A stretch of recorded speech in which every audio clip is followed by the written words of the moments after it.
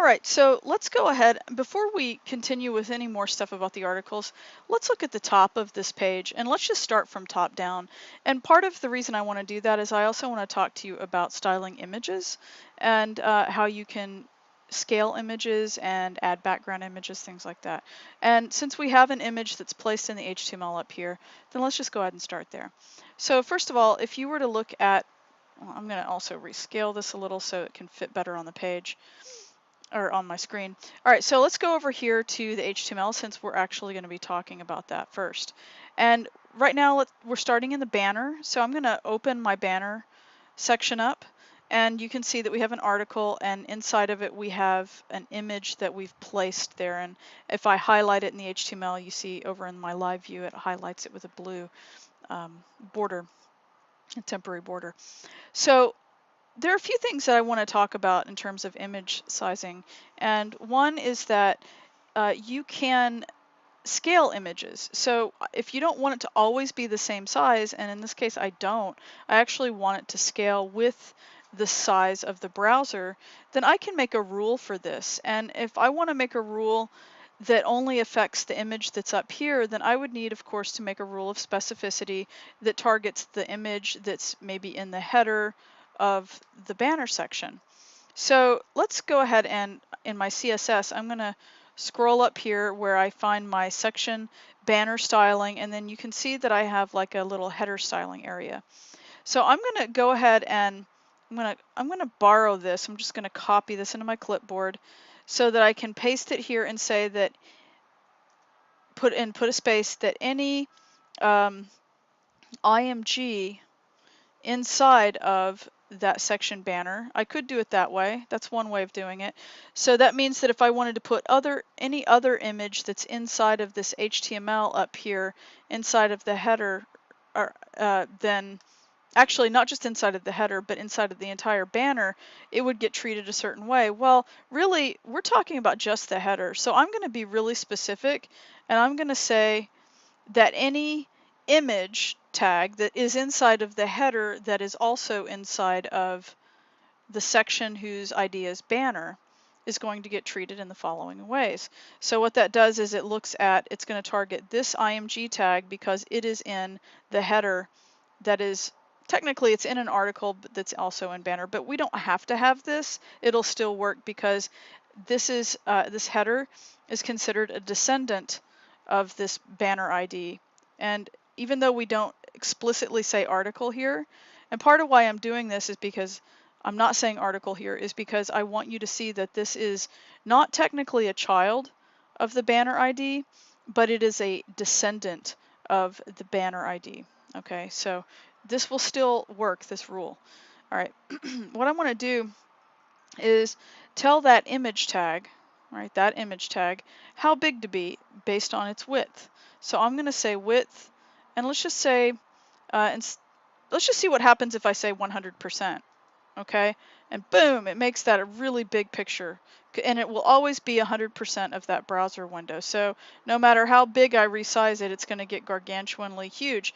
And one of the things that you'll also potentially notice as I do this is that it's also starting to break down in its quality because the image is not really that large. It's not truly that big.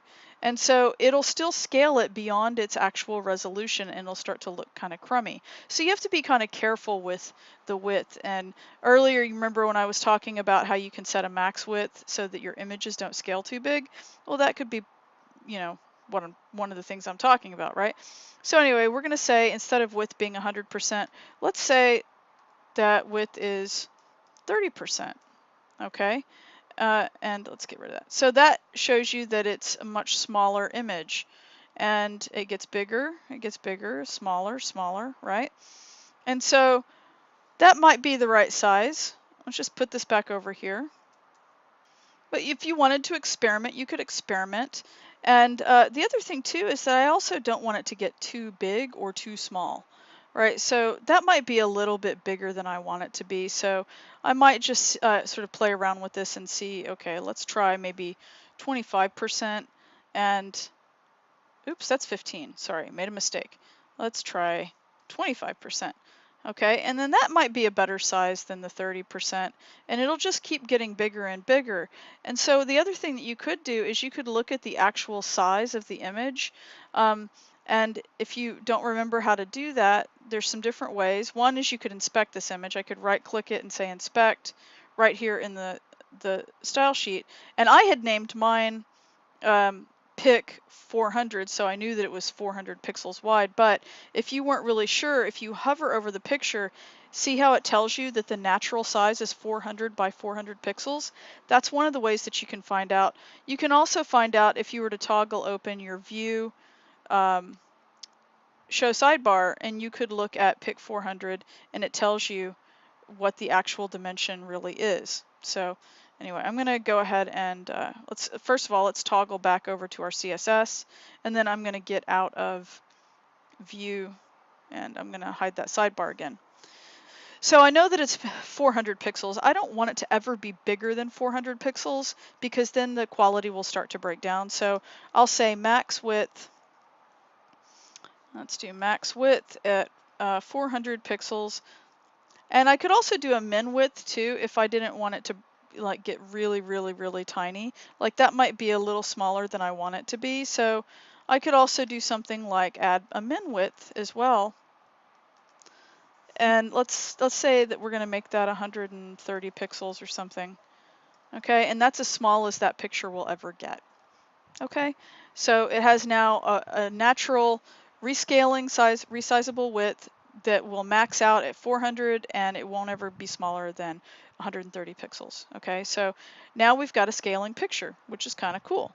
The other thing that you can do to pretty much any element actually is you can add a border radius to this so that it could have rounded corners. You could also use border radius to make turn it into a circle, which is also pretty cool. If the image is actually square, that will work just fine. If it's not square, then it doesn't really work so well. It can do some really strange things to it, but I know that this is a square image. So let's come over here and we can add some other rules to this. Like for instance, we could say, let's do border radius as I had mentioned before.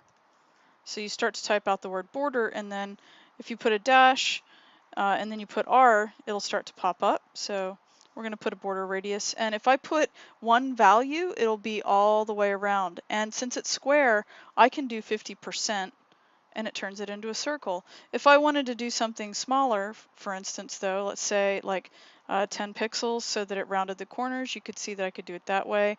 Another thing that I could do is, let's just say it's a little more exaggerated, like 25 pixels, but then I wanted to do something like, for instance, where I had 0, and I can make this sort of leaf shape, right? So you can also do individual corners very differently, and you could actually technically do all of them differently. So you could do like 50%. You could really play around with this and do some crazy stuff. I don't know. I'm just making some things up right now. But what I'm going to stick to is I'm going to stick to 50% so that it's a circle. All right. Now, the other thing that I could also do is I can add a border. So border property is what it sounds like, which is border. And you have border bottom. You can see from this list, border bottom, border, you would have border top, border left, and so on. What I'm going to do, though, is I'm going to use shorthand border so that it's the same all the way around, especially since mine is a circle.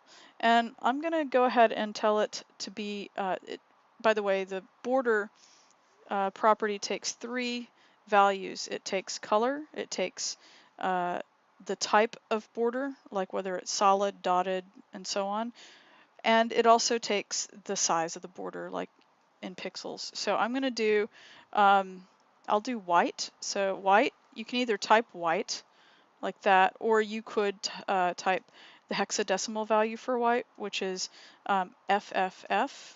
You could also add the last 3 Fs. Because they're all the same, though, you could just put 3 Fs and that would be fine. So it'll be white.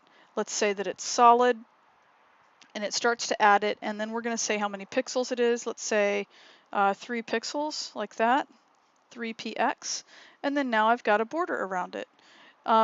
So that's something I could do. I could also add a drop shadow behind it as well if I wanted to. Now,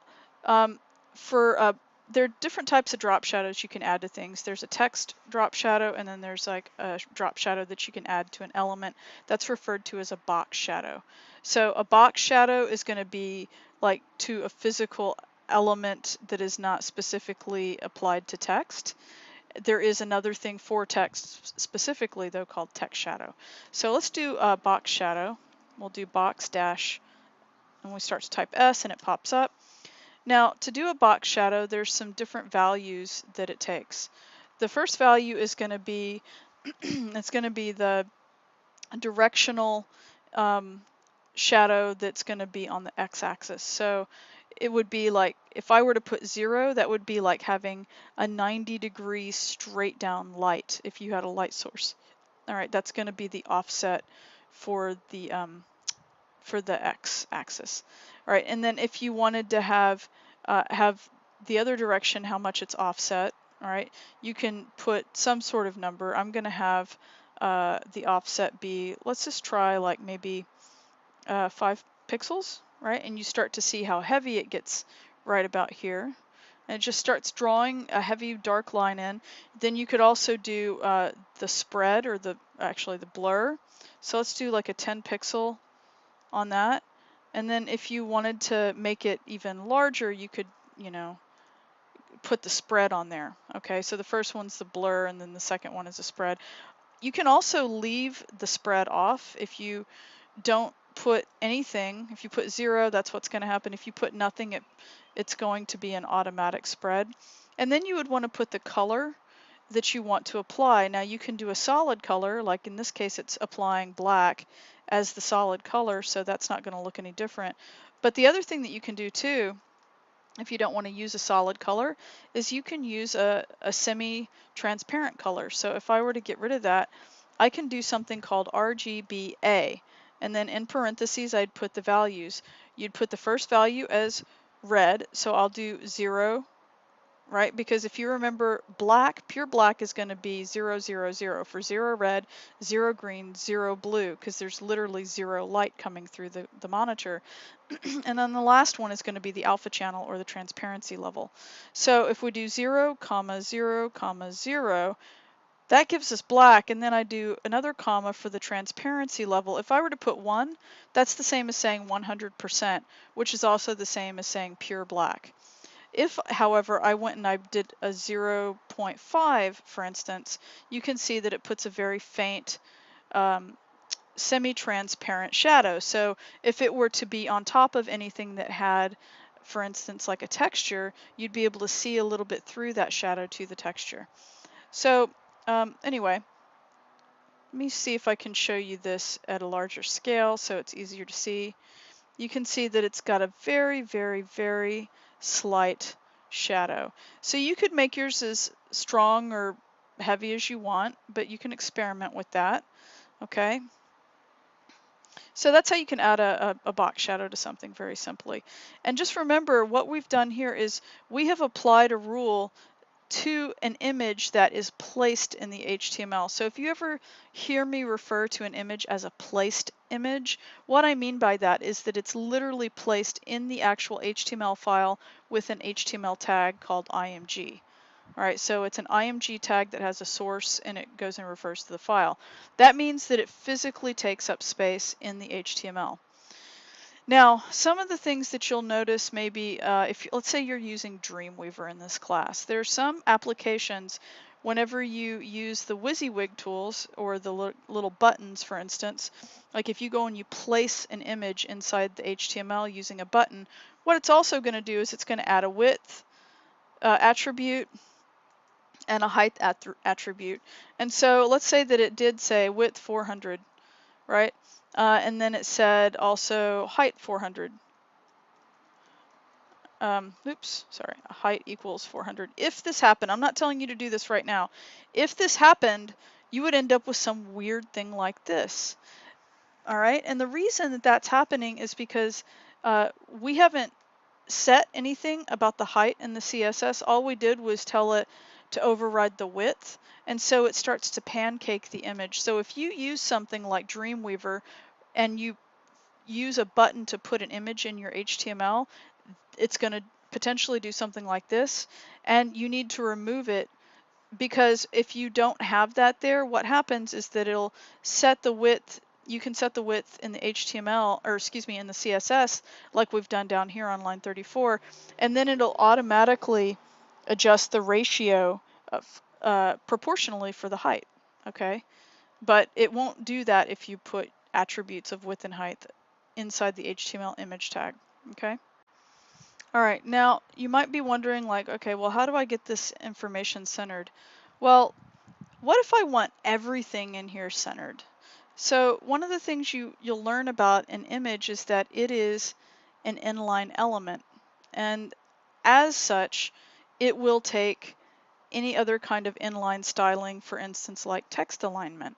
So instead of trying to specifically tell the image to be centered, let's just try to center everything in our banner, in the entire banner, because we also want our heading and stuff centered as well.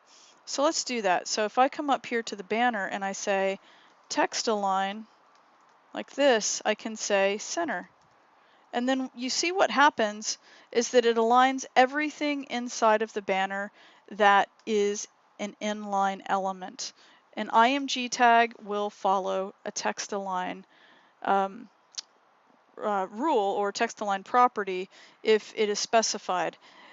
You can tell an image that to behave like a block level element, but I'm not going to bother to explain that right now. And instead, what I am going to show you is that you see right now what we've got is in this header area, or in this banner, we've got like no margins, no padding to speak of, and so on. So one of the things that you might want to do is just go ahead and put some padding all the way around it so that things don't sit right up on the edge. So we could go ahead here and say padding, and let's just say that it's like 2M, for instance. And so now we've got at least 2M all the way around. And later we might change our minds and get rid of the padding on the bottom when we turn these into buttons, but we'll come back to that later so that you can see later why that would be important and how you could fix that. Okay, so this is a basic start on how you can start to modify and scale IMG tags and how they work as inline text elements and so forth. And so in the next demonstration, we're going to move on and talk about background images that you can put in your CSS.